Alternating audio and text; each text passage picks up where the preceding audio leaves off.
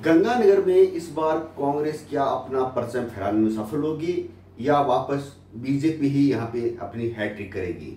2014-2019 में लगातार यहां से निहाल चंद मेघवाल अपना परचम फहरा चुके हैं, लेकिन इस बार गणित कुछ अलग बैठ रही है। निहाल चंद मेघवाल का टिकट काटा गया, उसकी जगह जो प्रियंका बलाल है, महिला प्रत्याशी है, उनको टिकट दिया गया। हालांकि कुछ हल्की फुल्की विरोध के स्वर जरूर उठे, लेकिन सब कुछ सामान्य रहा। तो वही कांग्रेस ने कुलदीप इंदौरा पे इस बार दाव खेला है। देख क्या है इस पूरी लोकसभा का गणित, क्या रुझान रहने वाले हैं, इसको लेकर हम आज आपसे चर्चा करेंगे।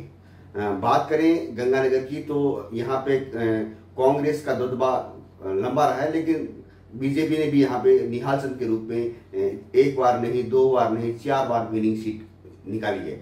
हालांकि इस बार निहाल चंद को टिकट नहीं मिला है, उसकी जगह प्रियंका बलाल को टिकट मिला है, जो हम पहले ही बता चुके हैं। और पूरे इस मुद्दे की बात करेंगे तो जो सबसे बड़ा यहाँ असर दिख रहा है गंगानगर का कुछ वो एरिया जहाँ पे किसान आंदोलन का भी इस बार प्रभाव देखा जा रहा है, जो कहीं ना कहीं बीजेपी के लिए सिरदर्द बना हुआ है। तो वहीं अगर विधानसभा चुनाव की बात करें तो 8 में से 6 सीटें कांग्रेस के पक्ष में इस बार इस लोकसभा की गई है, जो कांग्रेस के लिए राहत की खबर हो सकती है।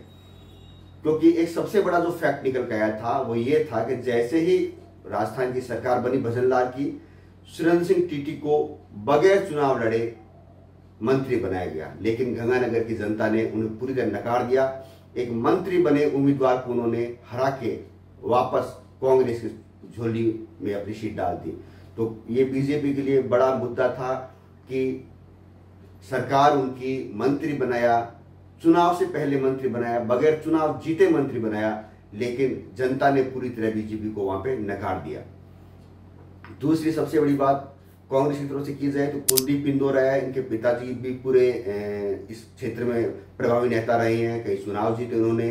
कुलदीप इंदौरा खुद जिला प्रमुख है, तो एक अच्छी पकड़ है, चाहे ग्रामीण क्षेत्र है उसमें उनकी पकड़ अच्छी है, सरपंच है, प्रधान है, एक अच्छी पकड़ के साथ एक बड़ी टीम भी उनके साथ है, जो कहीं ना कहीं कुलदीप इंदिरा को इस बार आगे फ्रंट पे रखती है।